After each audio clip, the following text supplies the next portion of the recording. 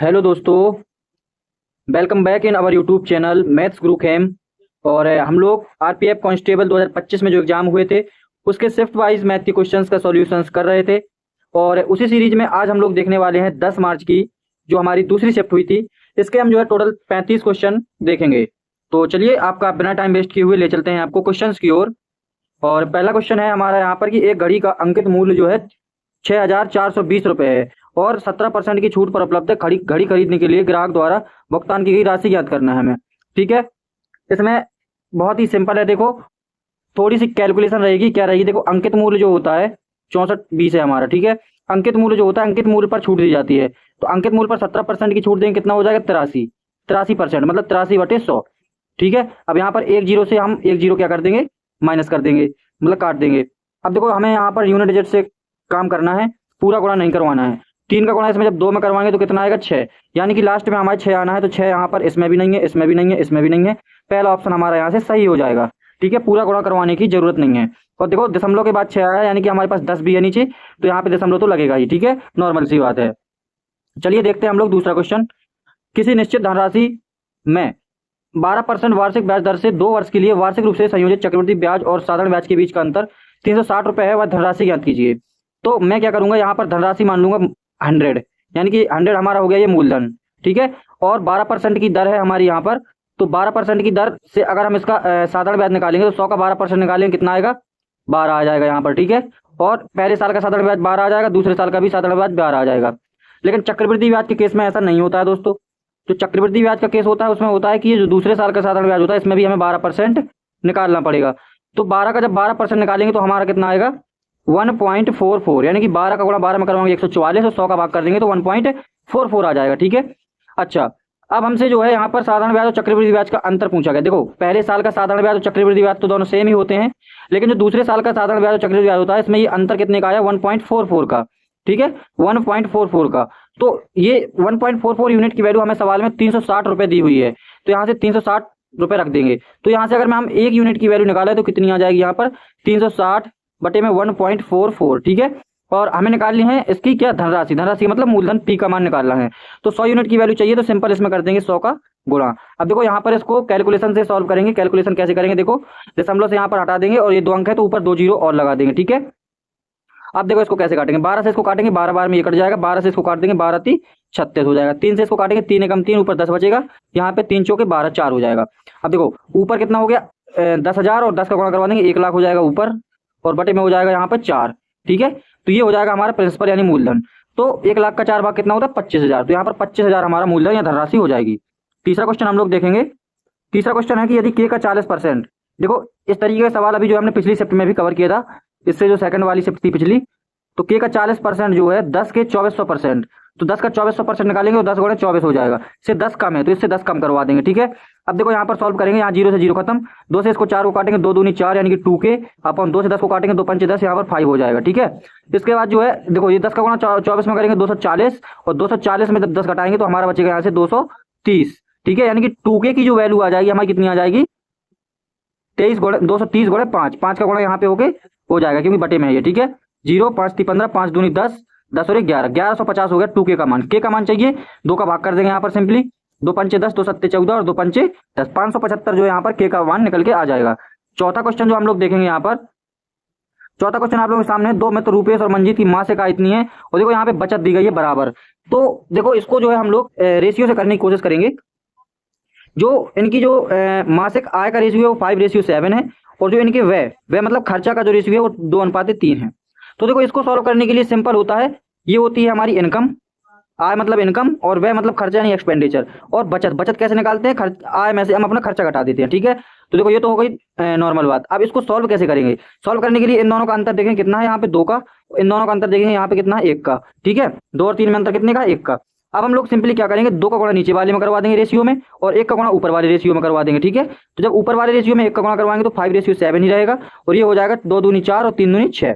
ठीक है, अब अच्छा यहाँ से क्या करना है, देखो अब ये हो गई हमारी इनकम और ये हो गया हमारा एक्सपेंडिचर यानी खर्चा। देखो यहाँ पर इनकम जो है 2 मित्र है, एक रूपेश है और एक मंजीत है। तो ये पहला वाला जो कॉलम है ये रूपेश का है, और ये दूसरा वाला कॉलम है ये मंजीत का है। तो इन दोनों को देखें अगर तो 5 में से 4 जाएगा, कितना बचेगा? 1, और 7 में से 6 जाएगा, कितना बचेगा 1। यानी कि जो इनकी जो बचत आ गई दोनों की कितनी आ गई, 1 आ गई, ठीक है। यानी कि 1 यूनिट बचत आ गई, तो 1 यूनिट की वैल्यू हमें सवाल में दी गई है 84,000, ठीक है। देखो दोनों की बचत सेम है, तो जो हमने रेशियो निकाला उसमें भी दोनों की बचत सेम है, और यहाँ भी सवाल में भी दोनों की बचत सेम कह रहा है, ठीक है। तो 1 यूनिट की वैल्यू कितनी होगी, 84,000। हमें पूछा क्या उसने, रूपेश की मासिक आय। तो देखो रूपेश हमारा ये पहला वाला था और मंजीत हमारा ये दूसरा वाला था। तो रूपेश की आय कितनी है, यहाँ पर 5 है। कितनी है, रूपेश की आय 5 यूनिट है। तो हमें सिंपली 5 यूनिट की मान निकालनी पड़ेगी। तो 5 यूनिट का मान निकालने के लिए सिंपली 84,000 में 5 का करवा देंगे गुणा, ठीक है। 8 45 और 2 42, यानी 4,20,000 रुपए जो है रूपेश की मासिक आय हो जाएगी, ठीक है। चलिए क्वेश्चन नंबर 5 में देखते हैं हम लोग। 5 संख्याओं का योगफल हमें दिया गया है, पहली 2 संख्याओं का औसत 75 है। देखो औसत से हमें योगफल निकालना हो तो कैसे निकालते हैं, ये सवाल आरपीएफ कांस्टेबल में हर शिफ्ट में रिपीट हुआ है, ठीक है। तो औसत अगर 75 है, 2 संख्याएं हैं, तो 75 का गुणा 2 में करवा देंगे तो 150, 150 हो जाएगा 2 संख्याओं का योगफल। तीसरी संख्या हमें 129 दी गई है, तो तीसरी संख्या भी इसमें हम ऐड कर देंगे, तो कितना हो जाएगा 9, 5 और 2 7 और 1 1 2। ये हो गया हमारे पास 3 संख्याओं का योगफल। अच्छा, हमें सवाल में 5 संख्याओं का योगफल 655 दिया गया, कितना 655 जो है 5 संख्याओं का योगफल है, और 3 संख्याओं का योगफल हमने निकाला था 279। इसमें से जब माइनस कर देंगे तो जो शेष 2 संख्याएं बची हैं ये इनका योगफल निकल के आ जाएगा। तो देखो 15 में से 9 जाएगा, यहाँ पर 6 बचेगा, 14 में से 7 जाएगा 7 बचेगा, और यहाँ 5 में से 2 जाएगा 3 बचेगा। यानी कि 376 जो है हमारा क्या आ गया, यहाँ पर बची हुई 2 संख्याओं का योगफल आ गया। हमें जो है चाहिए इन दोनों संख्याओं का औसत, तो 2 से इसमें कर देंगे भाग, 18 दूनी 36 और 2 8 16, यानी 188 जो है हमारा बची हुई शेष 2 संख्याओं का औसत निकल के आ जाएगा। 6वां नंबर क्वेश्चन देखेंगे हम लोग यहाँ से। एक भिन्न आर 18.75 यानी 75% के समतुल्य है। व्यंजक 8 स्क्वायर अपॉन 9 2r का स्क्वायर का मान ज्ञात कीजिए। चलिए कोई बात नहीं, देखो जो आर का मान है वो कह रहा है 18.75% के बराबर है आर, ठीक है। तो इसको सॉल्व करना है हमें। देखो 8 का जब हम करेंगे तो यहाँ पे हो जाएगा 8 गुणे 8 और यहाँ पर बटे में हो जाएगा 9, ठीक है, इंटू 2r का स्क्वायर करना है। देखो आर का मान कितना है 18.75, तो 2r का मान कितना हो जाएगा, इसमें 2 का गुणा करवा देंगे, 5 दूनी 10 7 दूनी 14 1 15 18 दूनी 36 1 37, 37.5 हो जाएगा हमारा 2r का मान, ठीक है। परसेंट में है ये, ठीक है। अच्छा, इसकी परसेंट हटाएंगे यहाँ पर तो 100 आ जाएगा, ठीक। और ये इसकी जीरो यहाँ पे गायब हो जाएगी, ठीक है। दशमलव के बाद वाली जीरो का कोई महत्व नहीं होता है। 37.5 बटे 1000 हो गया यहाँ पर, ठीक है। यहाँ से इसकी दशमलव क्या कर देंगे, हटा के एक नीचे जीरो बढ़ा देंगे, तो आर का 2r का मान हमारे पास कितना हो गया 375 बटे 1000। अब हम इसको 25 से काट भी सकते हैं, देखो मैं इसकी कैलकुलेशन यहीं पे सॉल्व कर ले रहा हूँ, ठीक है। 25 से कम 25 और 25 सत्ते 175 और 25 चौके 100, नीचे बचेगा हमारे पास 40, ठीक है। अब देखो स्क्वायर करना है इसका, यानी कि ऊपर हो जाएगा 17 गुणे 17 और नीचे हो जाएगा यहाँ पे 40 गुणे 40, ठीक है। तो अब इसको देखो करेंगे सॉल्व, 8 पंच 40 और 8 पंच 40, ठीक है। अब देखो यहाँ पर दोस्तों कैलकुलेशन में कुछ मिस्टेक है, मुझे लग रहा है ये सवाल यहाँ पर गलत दिया हुआ है। मैं इसको थोड़ी चेक कर लेता हूँ और फिर इसके बाद आपको बताता हूँ सवाल गलत है या सही। सवाल दोस्तों बिल्कुल सही है, मैंने अभी इसको चेक किया लगा के। तो देखो हमसे कह रहा है आर जो है 18.75% के बराबर है, यानी कि जो आर का मान है 18.75% है। परसेंट हटा के नीचे 100 कर देंगे यहाँ पर, ठीक है। यहाँ से ये दशमलव हटा के 2 जीरो कर देंगे। अब ऊपर हमारे पास बचा 1875 और नीचे बच गया 10,000। अब इसको सिंपली सॉल्व करेंगे तो इसको काटेंगे पहले हम 25 से, 25 से काटेंगे कितनी बार में कटेगा 25 सत्ते 175, ठीक है। और 76 77 2 12 25 पंचे 125, ठीक है। और नीचे कट जाएगा 25 चौकी 100 400 हो गया। अब देखो 25 से एक बार और कटेगा अभी हमारा, ठीक है। 25 से इसको काटेंगे तो 25 30 75 और 25 से इसको काटेंगे 25 से कम 25 और कितना बचेगा 25 छक्का 150, यानी कि 3/16। जो हमारा आर का मान निकल गया है वो कितना आया 3/16, ठीक है। अब हम जो है हमें जो समीकरण दिया गया हम इसमें जो है आर का मान रख देंगे। देखो 8 स्क्वायर अपॉन 9 और ब्रैकेट में 2 इंटू आर का मान है 3/16 का होल स्क्वायर हो जाएगा, ठीक है। 2 से इसको काट देंगे, यहाँ पर 2 8 16 हो जाएगा। ये ऊपर है हमारे पास 8 स्क्वायर बटे नीचे है 9 इंटू यहाँ पर देखो 3 का स्क्वायर करेंगे तो 9 हो जाएगा और नीचे भी यहाँ पर 8 का स्क्वायर हो जाएगा। देखो 8 स्क्वायर से 8 स्क्वायर खत्म, 9 से 9 खत्म, तो इस सवाल का सही आंसर कितना हो जाएगा 1। सवाल बिल्कुल सही था, पिछली बार जो हमने थोड़ी सी मिस्टेक कर दी थी कहीं, जिसकी वजह से सवाल गलत हो गया था, ठीक है। चलिए क्वेश्चन नंबर 7 देखते हैं। यहाँ पर 7वां क्वेश्चन है कि एक बाइक 1 सेकंड में 47 मीटर जाती है, यानी इसकी चाल कितनी हो गई 47 मीटर पर सेकंड हो गई, ठीक है। सवाल में दिया गया है। सिंपल इसको हमें किलोमीटर पर आवर में चेंज करना है, तो किलोमीटर पर आवर में चेंज करने के लिए 5/18 का गुणा करवा दिया जाता है, तो ये जाके हमारी किलोमीटर पर आवर में, सॉरी गलत कर दिया, 5/18 का नहीं 18/5 का गुणा करवाया जाता है। कितने का 18/5 का गुणा करवाया जाता है इसमें, ठीक है। तो ये हमारी किलोमीटर पर आवर में जो है चाल आ जाएगी। सिंपल है, कुछ नहीं करना, कैलकुलेशन स्टेप में करके बताता हूँ आपको। मैंने आपको पिछली बार भी बताया होगा इस सवाल को, एक बार और आया था अभी पिछली शिफ्ट में। इसको जो है करने के लिए देखो ऊपर 2 का गुणा नीचे 2 का गुणा, तो नीचे तो बन जाएगा हमारे पास 10 और ऊपर कितना हो जाएगा 18 दूनी 36, यानी 47 गुणे 36 आएगा, ठीक है। अच्छा, अब यूनिट डिजिट से देखते हैं। यहाँ पर 7 छंग 42, लास्ट में 2 आएगा, तो लास्ट में 2 देखो इसमें नहीं है, इसमें नहीं है, इसमें है, तो तीसरा ऑप्शन हमारा सही हो जाएगा। चलिए क्वेश्चन नंबर 8वां देखते हैं हम लोग। 8वां क्वेश्चन है कि एक बेलनाकार छड़ का बाह्य वक्र पृष्ठीय क्षेत्रफल 9900 सेंटीमीटर स्क्वायर है। छड़ कैसी है? बेलनाकार। यदि छड़ की लंबाई 82 है तो छड़ की बाह्य त्रिज्या दशमलव के 2 स्थान तक ज्ञात कीजिए। ठीक है, तो इसमें सिंपल कुछ नहीं करना, क्षेत्रफल दिया गया है, बेलन का क्षेत्रफल क्या होता है? Pi r, 2 pi r h, 2 pi r h. ये दिया गया है हमें सवाल में 9900। कितना दिया गया है? 9900। ठीक है, हमें यहाँ से आर का मान निकालना है, तो कोई दिक्कत वाली बात नहीं है। 2 into 22/7 into r into h, h का मान है हमारे पास 82, बराबर में हो जाएगा 9900। ठीक है, अब इसको सॉल्व करते हैं। देखो 11 से इसको काटेंगे, पहले 11 दूनी 2200, 11 से इसको काटेंगे 9 बार में कट जाएगा, नहीं 900 हो गया ये। ठीक है, अब क्या करेंगे हम लोग? देखो अब ये दशमलव में आएगा, यहाँ पर पूरा पूरा नहीं कटेगा। ठीक है, तो सिंपली 7 है ये जो बटे में, इसको ले जाएंगे 900 के उस तरफ। देखो इस तरफ हम सिर्फ आर लिखेंगे, तो 900 मल्टीप्लाई 7 ऊपर पहुंच जाएगा ये। और ये देखो एक बार और इसको काट देते हैं। देखो दोस्तों, 2 से इसको 900 को काटेंगे तो कितनी बार में कटेगा? 450 बार में। और फिर 2 से इसको भी काट देंगे एक बार, तो कितनी बार में कटेगा ये? 2 दूनी 4, 2 दूनी 4, 225 बार, यानी कि 225 बचा इस तरफ। और ये जो बटे में 7 था तो इसको इस तरफ ले जाएंगे और नीचे आ जाएगा यहाँ पर 82। ठीक है, अब देखो आंसर काफी दूर दूर है, तो हम इसको जो है अप्रॉक्स में निकालते हैं। ठीक, तो अप्रॉक्स में निकालने के लिए देखो 7 का यहाँ पर कोई मल्टीपल देख लो, 7 एकम 7 और 7 यहाँ पे 84 अगर मैं कर लूँ तो कितना हो जाएगा? 7 एकम 7, 8, 7 दूनी 0, 12 बार में ये कर जाएगा। ठीक है, अब देखो जब 12 से इसको भाग करेंगे तो 12 एकम 12 बचेगा 10, 5 और 12 नुम्मा 108। ठीक है, 12 नुम्मा 108, लगभग देखो यहाँ पर 19 के आसपास जा रहा है। ठीक है, तो 19.21 लगभग इसकी जो है क्या हो जाएगी? त्रिज्या हो जाएगी। क्वेश्चन नंबर देखते हैं यहाँ से 9 नंबर। दो बैंक ए बी 3.5%, 6% वार्षिक दर पर ऋण लेते हैं। सचिन प्रत्येक बैंक से 4,60,000 की राशि उधार लेता है। 2 वर्ष बाद सचिन द्वारा दोनों बैंकों को भुगतान की गई साधारण ब्याज की राशियों के बीच धनात्मक अंतर ज्ञात करना है। ठीक है, तो हमें अंतर चाहिए है दोनों का। तो अगर अंतर चाहिए तो देखो पहली रेट हमें दी गई है 3.5%, दूसरी रेट दी गई है 6%। सिंपल हम क्या करेंगे, इन दोनों जो डिफरेंस रेट है इनका डिफरेंस निकालेंगे। कितना आ जाएगा यहाँ पर? 2.5%। ये है हमारा, लेकिन 1 वर्ष के लिए, हमें चाहिए 2 वर्ष के लिए, तो 2 का गुणा और करवा देंगे इसमें, यानी कि ढाई गुणा 2 में करवाएंगे तो 5%। जो साधारण ब्याज की राशियों के बीच में धनात्मक अंतर आया वो कितना है? 5% का। तो सिंपल हम क्या करेंगे, जो 4,60,000 लिखा था इसका हम निकाल देंगे 5%। ठीक है, तो 5% जब इसका निकालेंगे तो कितना आ जाएगा? 2 जीरो ये पहले से है, 5 छक्के 30, 5 चौके 20 और 3 23, 23,000 रुपए जो है इन दोनों का अंतर हो जाएगा। ठीक है, बहुत ही इजी सवाल था। 10 नंबर क्वेश्चन देखेंगे। यदि एक लड़का 8 किलोमीटर पर आवर की चाल से दौड़ता है तो उसे 53 मीटर भुजा वाले वर्गाकार मैदान का एक पूर्ण चक्कर लगाने में कितने सेकंड लगेंगे? देखो एक वर्गाकार मैदान है, ठीक है, कोई ये वर्गाकार मैदान है, इसकी 53 मीटर भुजा है। अच्छा, जब इसका परिमाप निकालेंगे तो क्या करेंगे? 53 में करवा देंगे 4 का गुणा, क्योंकि 4 भुजाएं बराबर होती हैं। 4 ती 12 और 5 चौके 20, 20 और 1 21, 212 जो है इसका परिमाप आ जाएगा, यानी कि टोटल दूरी उसको कितनी चलनी है? 212 मीटर। अच्छा, हमें निकालना क्या है? सेकंड में निकालना है। तो हम क्या करेंगे, चाल हमारी 8 किलोमीटर पर आवर किलोमीटर में दी गई है, इसको हम मीटर पर सेकंड में बदल देंगे। मीटर पर सेकंड में बदलने के लिए इसमें करवा देंगे 5/18 से गुणा। ठीक है, ऊपर हो जाएगा 8 पंच 40, नीचे हो जाएगा यहाँ पर 18। ठीक, ये आ गई हमारी चाल। हमें निकालना क्या? समय। तो समय बराबर होता है दूरी बटे चाल। दूरी हमारे पास कितनी है? 212 है, और चाल हमारे पास कितनी है? 40 बटे का जो 18 है वो जाएगा ऊपर। ठीक है, इसको जो है 2 से काटेंगे, 2 दूनी 4, 20 हो जाएगा। 2 से इसको काट देंगे, 2 नाम 18, 2 से इसको काटेंगे यहाँ पर 10 आ जाएगा। 2 से इसको काटेंगे, 2 एकम 2, 2 ही छक 12। अब गुणा करवा लेंगे इसका, देखो 106 गुणा 9 करवाएंगे तो कितना आ जाएगा बताओ? 954। 954 ऊपर आ जाएगा, नीचे 10 है, तो सिंपल जब नीचे अगर 10 है तो एक अंक बाद लगा देंगे दशमलव, यानी 95.4 सेकेंड जो है उसका सही आंसर हो जाएगा। क्वेश्चन नंबर 11 देखते हैं हम लोग। 11 नंबर क्वेश्चन है कि पाइप ए एक टैंक को 5 घंटे में भर सकता है, पाइप बी 12 घंटे में खाली कर सकता है। यदि दोनों पाइप एक साथ खोल दिए जाते हैं तो टैंक को भरने में कितना समय लगेगा? देखो ए नंबर का पाइप है जो 5 घंटे में भरता है, और जो बी नंबर का पाइप है ये जो है 12 घंटे में खाली करता है। सिंपल कुछ नहीं करना है, सबसे पहले एलसीएम निकालना है। 5 और 12 का एलसीएम हो जाएगा यहाँ पर कितना? 60। अब 5 और 12 का एलसीएम 60 हो गया तो जो ए की इफिशियंसी क्षमता हो जाएगी 12 हो जाएगी, ये हो जाएगी प्लस की क्योंकि ये भरता है, और बी की जो इफिशियंसी हो जाएगी 5 हो जाएगी, ये हो जाएगी माइनस की क्योंकि ये खाली करता है। अब देखो दोनों को साथ में मिलकर काम करवाना है, तो देखो 12 और 5, ये प्लस का 12 माइनस का 5 कितनी होगी? दोनों की इफिशियंसी 7। 12 में से 5 जाएगा 7 हो गई। अच्छा, टोटल काम कितना है? 60। दोनों की इफिशियंसी कितनी है? 7। सिंपल समय आ जाएगा हमारा निकल कितना? 60/7 मतलब 60/7। तो 7 8 56 और 4 8 सही 4/7 घंटे में जो है अगर दोनों टैंक पाइपों को खोल दिया जाएगा तो टैंक पूरा भर जाएगा। ठीक है, क्वेश्चन नंबर देखते हैं यहाँ से 12 नंबर क्वेश्चन में है। देखो दोस्तों थोड़ी सा टाइम जरूर लग सकता है, लेकिन आपको जो सॉल्यूशन करा जाएगा वो बहुत ही शानदार सॉल्यूशन करा जाएगा।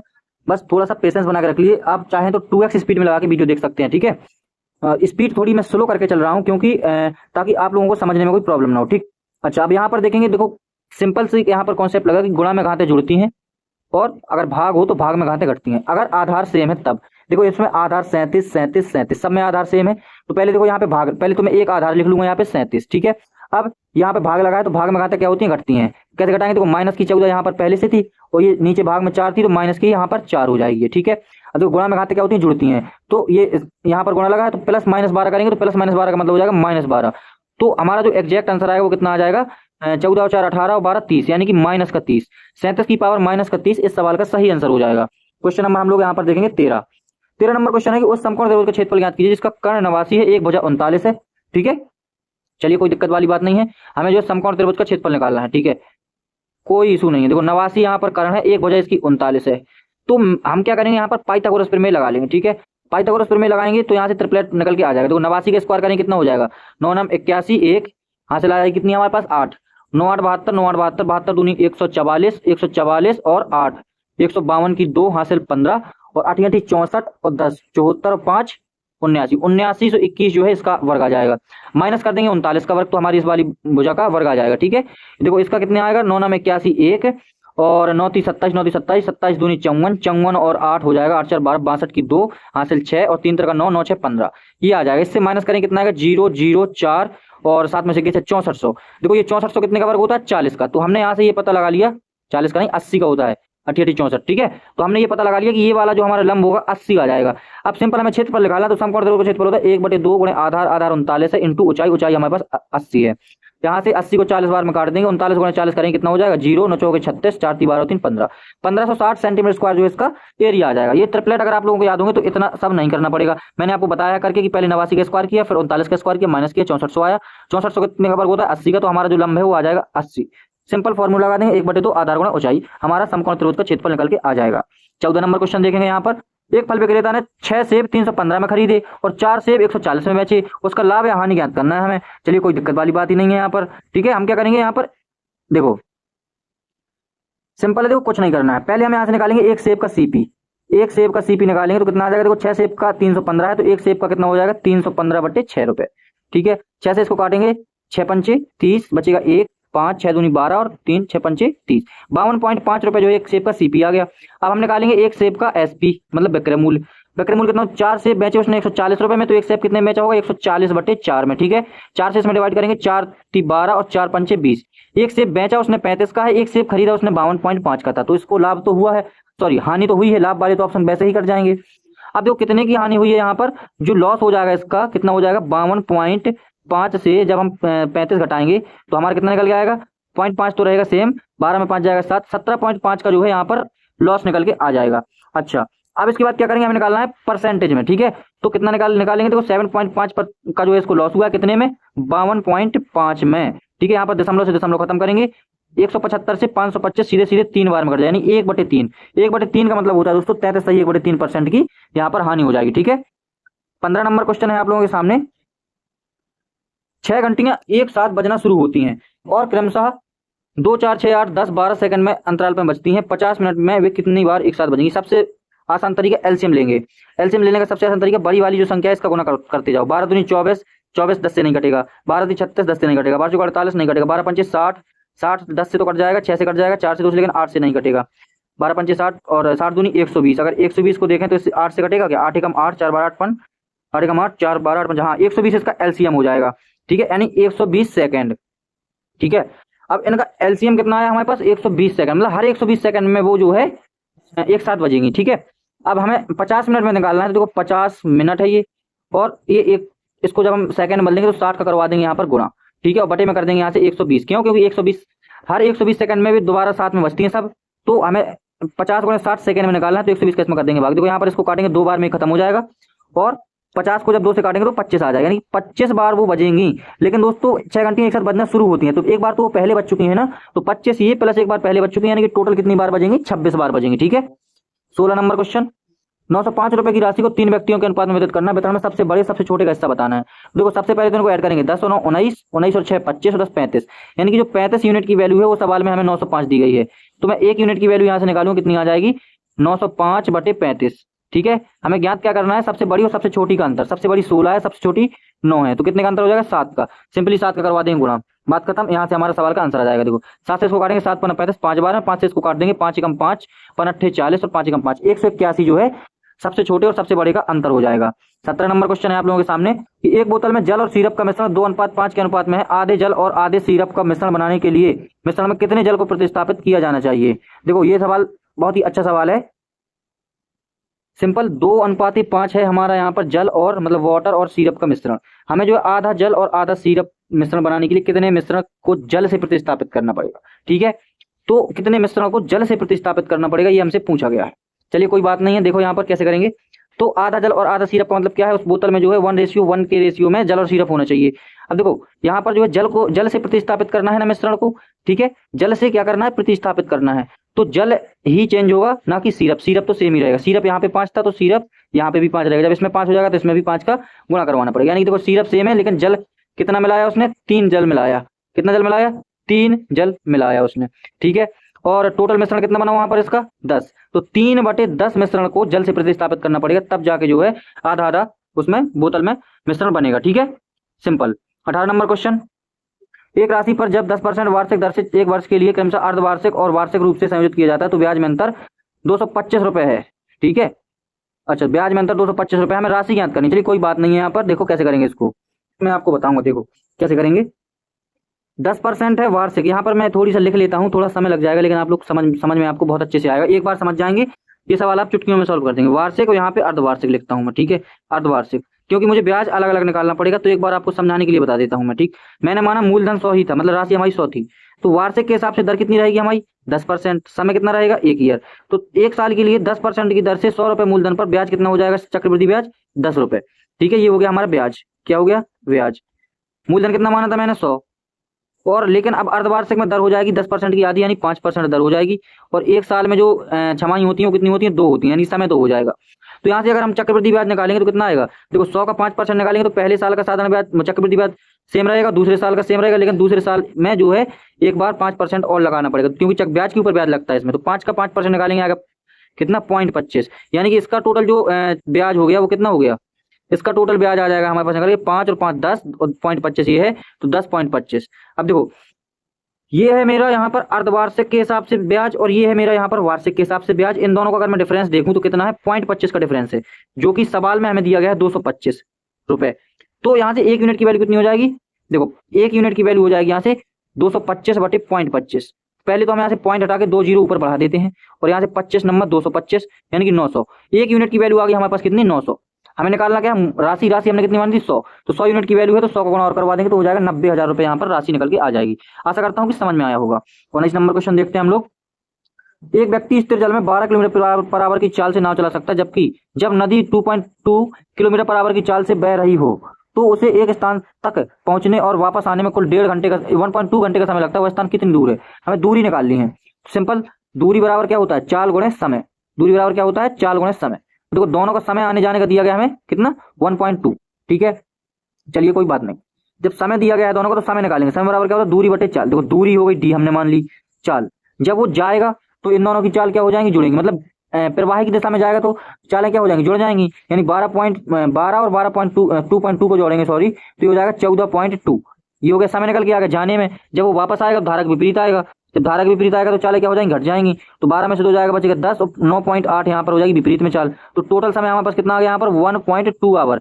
इसको हम सॉल्व कर लेंगे, हमारी यहाँ से दूरी निकल के आ जाएगी। ठीक है, इसको देखो कैसे सॉल्व करेंगे, यहाँ से डी कॉमन ले लेंगे, यहाँ पे बचेगा 1.14.2 प्लस 1/9.8। ठीक है, बराबर में 1.2 दिया गया। ठीक है, अब इसको जो है सॉल्व करेंगे हम, देखो कैसे दोस्तों। उस तरीके से अगर हम करते तो कैलकुलेशन हमें बहुत ज़्यादा करनी पड़ती। ठीक है, मैंने इसका जो है एक अभी जस्ट वीडियो पॉज करके एक अच्छा सा तरीका मैंने देखा है। देखो इसका जो दूरी निकालने का जो फॉर्मूला है उसको हम कैसे याद करेंगे, दूरी बराबर जो टाइम दिया गया उस टाइम को मल्टीप्लाई जो हमें नाव की चाल दी गई उसका स्क्वायर माइनस जो हमें धारा की चाल दी गई है उसका स्क्वायर, बोट की और स्ट्रीम की। ठीक है, और बटे में यहाँ पर कर देंगे 2 इंटू जो हमें नाव की चाल दी गई है। इसको सॉल्व कर लेंगे, हमारा सवाल बहुत ही मिनटों में हो जाएगा। ठीक है, देखो टाइम दिया गया यहाँ पर 1.2 और यहाँ पर जो है 20 स्क्वायर, मतलब जो हमारी नाव की चाल कितनी है 12 किलोमीटर पर आवर, तो 12 का स्क्वायर हो जाएगा 144 माइनस, और नदी की चाल कितनी है यहाँ पर 2.2 का मतलब हो जाएगा 22 का स्क्वायर होता है 484, तो 4.84 जो है इसका स्क्वायर हो जाएगा अपॉन 2b का मतलब हो जाएगा, देखो यहाँ पर 12 है नाव की चाल तो 12 दूनी 24 ही हो जाएगा। ठीक है, अब देखो इसको सॉल्व करेंगे तो डी बराबर क्या हो जाएगा, 144 में से जब 4.84 घटाएंगे तो यहाँ पर 6 और 9 में से 8 जाएगा 1 और पॉइंट और यहाँ पर 9 और यहाँ पर 3 एक इतना बचेगा इंटू 1.2 ऊपर पहले से है और यहाँ पर नीचे 24 है। इसको सॉल्व कर लेंगे, बहुत ही आसानी से आ जाएगा। देखो यहाँ से दशमलव हटाएंगे, एक जीरो बढ़ा देंगे, यहाँ से दशमलव हटाएंगे, 2 जीरो और बढ़ा देंगे। अब इसको सॉल्व करेंगे, देखो कैसे, 12 से इसको काट देंगे, 12 दूनी 24, ये 3 जीरो है, इसको मैं 1000 के साथ इस तरीके से लिख लेता हूँ। ठीक है, अब सिंपल कुछ नहीं करना, 2 का इसमें करवा देना है भाग, कितना आ जाएगा, 2 छक 12, 2 नम 18, बच्चा 1 2 5 10, 2 अट्ठे 16। और देखो यहाँ पर 1000 था तो 3 अंक बाद लग जाएंगे, समझ 6.958 किलोमीटर उसकी दूरी निकल के आ जाएगी। अगर जो तरीका हमने पहले किया था वो था हमारा बेसिक, लेकिन बेसिक से उसमें हो रही थी कैलकुलेशन ज़्यादा, तो हम जो है क्या करेंगे, इस फॉर्मूले का इसमें इस्तेमाल करेंगे। ठीक है, चलिए क्वेश्चन नंबर देखते हैं 20। दोस्तों वीडियो थोड़ा लेंथी होगा, बट आपको जो सॉल्यूशन करवाया जाएगा वो बहुत ही शानदार करवाया जाएगा। ठीक है, एक कक्षा में 14 विद्यार्थी हैं, अंकों का औसत 62 है, प्रत्येक विद्यार्थी के अंक दोगुने कर दिए जाए तो नया औसत, सिंपल सी बात है, अगर प्रत्येक विद्यार्थी के अंक दोगुने किए जाते तो औसत भी दोगुना हो जाता है, 2 दूनी 4, 6 दूनी 12, 124 हो जाएगा, बात खत्म। ठीक है, 21 नंबर क्वेश्चन है हम लोगों के सामने कि वह बड़ी से बड़ी संख्या, वह सबसे बड़ी संख्या ज्ञात कीजिए, 651 और 1110 को विभाजित करने पर शेषफल, जिससे जो है शेषफल के रूप में 5 और 8 प्राप्त हो। तो पहला तरीका तो मैं आपको ये बताऊंगा कि ऑप्शन से डिवाइड करके देख लो, जहां पर बच जाए वही आपका आंसर, और अगर ऑप्शन से ना आए तो फिर कुछ नहीं करना पड़ता है कि इसमें जो है 5 शेषफल प्राप्त होना चाहिए, इसमें 10। ठीक है, 8, तो हम क्या करेंगे, इसमें 5 जोड़ देंगे, इसमें 8 जोड़ देंगे, फिर उनका एलसीएम निकालेंगे, वो ज्यादा बड़ा हो जाता है। ठीक है, तो सबसे पहले देखो यहाँ अगर 18 से करके देखेंगे, ठीक है, 18 76 18 18 चौके 18 76 18 54 55, एक एक नहीं कटेगा। ठीक है, कटेगा भी नहीं, और शेषफल नहीं बचेगा 5। 38 से करके देखेंगे तो 38 से जब करेंगे दोस्तों तो यहाँ पर 5 शेषफल बचेगा, और इसमें जब भाग करेंगे तो 8 शेषफल बचेगा। ठीक है, करके देख लेना, आप ऑप्शन से करके देखना, बहुत ही कम समय में हो जाएगा। ठीक है, चलिए 22 नंबर क्वेश्चन देखते हैं। प्रथम 122 सम संख्याओं का औसत n+1 होता है भाई, यानी कि 122 है तो 122 प्लस 1 123 हो जाएगा ये। 23 नंबर क्वेश्चन देखेंगे कि पी का वह मान कितना है जिसके लिए संख्या इतनी 11 से विभाज्य है, 5 7 9 p 4 6। क्या किया जाता है, एक छोड़ के एक जोड़ा जाता है, यानी कि 9 और 7 16, 16 और 4 20, अच्छा 7 प्लस p और 6 13। देखो सब p प्लस 13 आया, यानी कि p की जगह पे अगर मैं यहाँ पे कितना रख दूं, कुछ गलत हो गया क्या, 5 7 9 p 4 6, तो देखो यहाँ पर 5 से 9 में जाएगा, 9 से 4 में जाएगा, 7 से p में जाएगा, और p से में जाएगा, 7 से 13 प्लस p, ये तो सही है, 9 4 13, गलत हो गया, 9 4 13 और 13 5 18 आएगा यहाँ पर। ठीक, कितना आएगा 18, तो p की जगह पे ऐसी वैल्यू रख दूं कि 18 हो जाए, तो 5 रख दूंगा, 13 5 18, 18 में 18 जाएगा 0, जो कि हमारी 11 से डिवाइड हो जाएगी, तो p का माना जाएगा यहाँ से 5, बहुत ही सिंपल। 24 नंबर क्वेश्चन देखेंगे, तो सर ने एक दुकान से 1125 रुपए में 52 किताबें खरीदी और दूसरी दुकान से 910 रुपए में 48 किताबें खरीदी, प्रति किताब के लिए उसके द्वारा भुगतान किया गया औसत मूल्य कितना है। देखो इसको कुछ नहीं करना है, 1125 गुणे 52 प्लस 910 गुणे 48 बटे में 52 प्लस 48, यानी कि 8 तो 10 5 4 9 10 100 हो जाएगा। ठीक है, अब सिंपली इसका जब हम सॉल्व करवाएंगे तो जब इनका गुणा करवाएंगे तो उसके बाद जो है हमारा आएगा 1021 और यहाँ पर 80, इस तरीके से आएगा। ठीक है, तो हम जब 100 है यहाँ पर तो 100 की यहाँ पर 2 जीरो से एक 2 अंक बाद दशमलव लग जाएगी। ठीक, ये गुणा करवा के जोड़ लेना आप लोग, मैंने जो है पहले से अलग से जोड़ लिया ताकि आप लोगों को समय ज्यादा बचे, क्योंकि वीडियो की लेंथ ज्यादा हो रही है। ठीक, फिर वीडियो ज्यादा लंबा हो जाता है तो बोरिंग लगने लगता है। ठीक है, आपको इंटरेस्टिंग और मजा आए और अच्छी समझ में आए मैथ। ठीक है, देखो 81 का रूट निकालेंगे 9 आएगा, 40 में 9 जोड़ देंगे 49 हो जाएगा, 49 का रूट निकालेंगे कितना आएगा 7, 93 में 7 जोड़ देंगे कितना हो जाएगा 100, 100 का रूट निकालेंगे 10 आएगा, 71 में 10 जोड़ देंगे 81 हो जाएगा, 81 का रूट निकालेंगे कितना हो जाएगा 9, 9 और 7 16 हो जाएगा, 16 का रूट निकालेंगे 4, बात खत्म। 26 नंबर क्वेश्चन देखेंगे कि 3 साझेदारों ने एक व्यवसाय में 5-9 के अनुपात में निवेश किया है भाई, और उन्होंने अपनी पूंजी क्रमशः 1-9-6 माह के लिए निवेश किया, उनके लाभ का अनुपात सिंपल है, कुछ नहीं करना है। देखो 5 इसने रेशियो कितने महीने के लिए, 1 महीने के लिए अनुपात है, इसने 9 के रेशियो में कितने महीने के लिए, 9 महीने के लिए अनुपात, इसने कितने महीने कितना रेशियो लिया 1, और कितने महीने के लिए 6 महीने के लिए, बात खत्म। 5:81:6 इसका सही आंसर हो जाएगा। ठीक है, 27 नंबर क्वेश्चन देखेंगे, यदि क्रय मूल्य विक्रय मूल्य का 60% है तो लाभ परसेंट कितना है। विक्रय मूल्य का 60% है, अगर विक्रय मूल्य 100 है तो क्रय मूल्य कितना हो जाएगा 60, 60 की चीज 100 में बेची, 40 का फायदा लिया 60 में 2/3, 2/3 का मतलब होता है दोस्तों 66 सही 2/3। ठीक है, 2/3 का मतलब क्या होता है 66 सही 2/3। एक पाइप एक टंकी को 7 घंटे में भर सकता है, दूसरा पाइप भरी हुई टंकी को 9 घंटे में खाली कर सकता है, दोनों पाइप एक साथ खोल ली जाए, टंकी का 2/3 भाग भरने में, देखो 7 घंटे में भरता है 9 घंटे में खाली करता है, रेशियो एलसीएम निकालेंगे 63 आएगा, इसकी एफिशिएंसी हो जाएगी प्लस की 9 क्योंकि ये भर रहा है, इसकी एफिशिएंसी हो जाएगी 9 7 63 माइनस के 7, दोनों की मिला के हो जाएगी 2, 9 में 7 जाएगा 2, और 63 है टोटल क्षमता, लेकिन हमें 2/3 निकालना है, तो 2/3 कितना हो जाएगा इसका 3 दूनी 6 3 कम 3 1 दूनी 42, 42 यूनिट काम करवाना है। एक घंटे में जो है, एक घंटे में 2 यूनिट काम करते हैं तो कितने घंटे लगेंगे? 21 घंटे। 42 में 2 का भाग कर देंगे तो 21 आ जाएगा। ठीक है, 29 नंबर क्वेश्चन। 14 गुणे 3 का स्क्वायर, 3 तक का 9 हो जाएगा ये, और 9 गुणे 14 कर देंगे तो 14 गुणे 14 गुणे 9 हो गया है यहाँ पर। तो ये बटे में 17 है यहाँ पर, तो यहाँ पर बटे में 17 आ जाएगा। ठीक है, प्लस 25 में से 89 जाएगा तो कितना बचेगा? माइनस का बचेगा यहाँ पर, माइनस का बचेगा हमारे पास कितना बताओ? 9 में से 5 जाएगा 4, 8 में से 6 2 जाएगा 64 बचेगा। अब यहाँ से हो गई थोड़ी सी कैलकुलेशन टफ, लेकिन हम यहाँ पर करेंगे यूनिट डिजिट स्केल। देखो 4 चौके 16, 6 और 6 का गुणा 9 में करेंगे 6 54 4 आएगा लास्ट में, और यहाँ से कितना आएगा? 7 चौके 28 8 आएगा। ठीक है, तो 14 में से जब 8 घटाएं तो कितना बचेगा? 6, यानी कि लास्ट में यहाँ पर 6 होगा। तो 6 देखो यहाँ पर सिर्फ एक ऑप्शन में है। ठीक है, 30 नंबर क्वेश्चन देखेंगे। एक दौर में एक एथलीट पहले चक्कर में 312 मीटर की दूरी 56 सेकंड में तय करता है, वह समान लंबाई का दूसरा चक्कर 52 सेकंड में तय करता है। एथलीट की चाल ज्ञात कीजिए। 64 चाल। देखो समान लंबाई का था दूसरा चक्कर, तो 312 कितना हो जाएगा? 624। टोटल दूरी 624 होगी। टोटल समय कितना है? 156 बटे 52। 156 और 52 कितना हो जाएगा? 6 2 8 5 5 10 और 2 208 टोटल समय हो गया। तो 8 3 24 3 बार में पूरा पूरा कट जाएगा, यानी 3 मीटर पर सेकंड उसकी एवरेज स्पीड निकल के आ जाएगी। 31 नंबर क्वेश्चन देखेंगे। 31 नंबर क्वेश्चन हम लोगों के सामने यहाँ पर कि देखो इसको सॉल्व करना है, जो प्लस प्लस के उनको ऐड कर लो, यानी कि 2 यहाँ पर देखेंगे 2.35 प्लस 0.56 और एक ये रहा प्लस का यहाँ पे 4.26 कितना हो जाएगा? 6 6 12 5 17 5 3 8 10 11 और 2 4 6 1 7 7.17 हो जाएगा। अभी जो दोनों माइनस के हैं इनको ऐड कर लो। ठीक है, तो यानी कि 1.89 और 2.85 कितना हो जाएगा? 9 5 14 8 8 16 1 17 और 2 1 3 1 4 4.74। अब घटा देंगे 7.17 में से हम लोग घटा देंगे 4.74। देखो 7 में से 4 जाएगा 3 और 11 में से 7 जाएगा 4। ठीक है, पॉइंट के बाद 43 यहीं बस है और यहाँ पर 0.2 बचेगा। बात खत्म। 32 नंबर क्वेश्चन देखते हैं हम लोग। किसी वस्तु के मूल्य में 25 की वृद्धि की जाती है और प्रतिशत के रूप में इसके मूल्य में 10% की वृद्धि की जाती है। अब वस्तु का मूल्य क्या है? अच्छा, परसेंटेज के रूप में 10% की और रुपए के रूप में 25 रुपए की, यानी कि जो 10% की वैल्यू है भाई मेरे वो 25 है, तो 1% की वैल्यू कितनी हो जाएगी? 25 बटे 10। हमें निकालना क्या है? वस्तु का मूल्य, यानी कि 100% की वैल्यू। कुछ गलत कर दिया क्या? गलत कर दिया। देखो यहाँ पे ये करेंगे 10% वृद्धि कह रहा है वो, 10% की फ्रैक्शन वैल्यू कितनी होती है? 1 बटे 10, यानी कि 10 से 11। ठीक है, और यहाँ पर कितने रुपए की वृद्धि हुई? 25 रुपए की। यहाँ पर कितने की वृद्धि हुई? 1 की, यानी कि 1 यूनिट की वैल्यू कितनी है हमारे पास यहाँ पे? 25। अब वस्तु का मूल्य यानी कि बढ़ा हुआ मूल्य पूछ रहा है, यानी 11 की वैल्यू पूछ रहा है हमसे, तो 11 गुणा करवा दें। 11 25 55, 11 दूनी 22 5 27, यानी कि 275 रुपए उसका बढ़ा हुआ मूल्य हो जाएगा। 33 number question. 33 number question repeated question है। देखो अंजलि किसी कार्य को 20 दिनों में कर सकती है। अंजलि और आयुषी एक साथ मिलकर उसी कार्य को 16 दिनों में करती है। देखो ठीक है, अंजलि किसी कार्य को 20 दिनों में कर सकती है। अंजलि यहाँ पे नाम एग्जैक्ट देना पड़ेगा दोस्तों, क्योंकि ए और ए से नाम है। देखो अंजलि किसी काम को कितने दिनों में करती है? 20 दिनों में। अंजलि और आयुषी कितने दिनों में करती हैं? 16 दिनों में। अंजलि आयुषी और अंकिता, अब 3 लोग आ गई। अंजलि आयुषी और अंकिता, अब कितने लोग हो गए? 3 लोग। कितने दिन में करते हैं? 10 दिन में। उस कार्य को अंजलि और अंकिता कितने दिनों में करेंगे? कोई बात नहीं है, सबसे पहले इसका लेंगे एलसीएम। एलसीएम आएगा 80, यहाँ से 20 चौके 80, 4 हो जाएगी क्षमता किसकी? अंजलि की। और अंजलि और आयुषी की हो जाएगी 16 85 5। अच्छा, और इसकी हो जाएगी 10 88 8।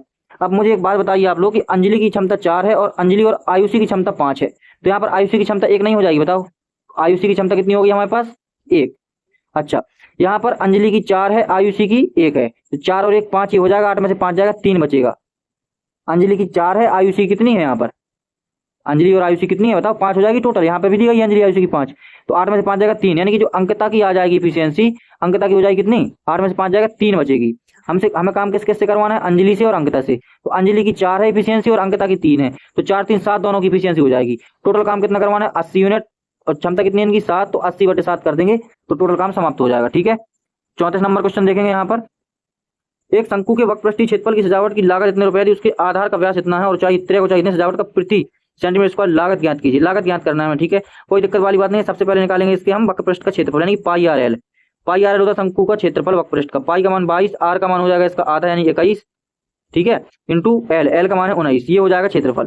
इसमें हमने माना कि x रुपए की लागत हमने मतलब प्रति सेंटीमीटर स्क्वायर x रुपए की लागत लग रही थी, ठीक है, तो बराबर में कितना खर्चा पहुंचा हमारे पास? 6270 रुपए। बस यहाँ से x का मान निकाल लेंगे और हमारा आंसर आ जाएगा। ठीक है, 7 से इसको काटेंगे, 7 3 21, 3 से इसको काट देंगे, 3 दूनी 6, 3 9 27, 19 से इसको काटेंगे दोस्तों, 19 कम 19 और 19 कम 19 11, 11 से इसको काटेंगे, 11 कम 11 और 11 दूनी 22, 2 से इसको काट देंगे, 2 5 6 10, तो x का मान कितना आ गया? 5, यानी कि जो है 5 रुपए सेंटीमीटर स्क्वायर जो है उसकी लागत थी। ठीक है, इस वीडियो का आखिरी क्वेश्चन 35 नंबर। एक महिला व्यापारी अंकित मूल्य पर 25% की छूट देती है, जिसके कारण 13% की हानि होती है। वह अंकित मूल्य पर 10% की छूट, यदि वह अंकित मूल्य पर 10% की छूट बेचती है तो उसे कितने परसेंट का लाभ या हानि होती है? देखो, अंकित मूल्य पर पहले उसने कितने परसेंट की छूट दी? 25% की। हमने यहाँ पर माना कि एमपी उसका कितना था? 100, 25% की छूट देगी तो 75 में बेचेगी, और फिर भी उसे 13% की हानि हो गई, है ना, यानी हानि होगी। यानी कि अगर मैं क्रय मूल्य एक्स मान लूँ तो इसमें 13% की हानि, यानी कि 87/100, ये हो जाएगा 75 के बराबर। ठीक है, तो यहाँ से अगर मैं सीपी निकालूं तो 75 × 100/87 हो जाएगा ये। ठीक है, कितना हो जाएगा? 75/100, 75 × 100/87, एक्स का मान होगा, सीपी आ गया। अब अगर अंकित मूल्य में 10% की छूट देती है, अगर अब अंकित मूल्य तो 100 ही है, इसमें अगर अब 10% की छूट देगी तो कितने में बचेगी? 90 में। तो उसे कितने परसेंट का लाभ या हानि होगी?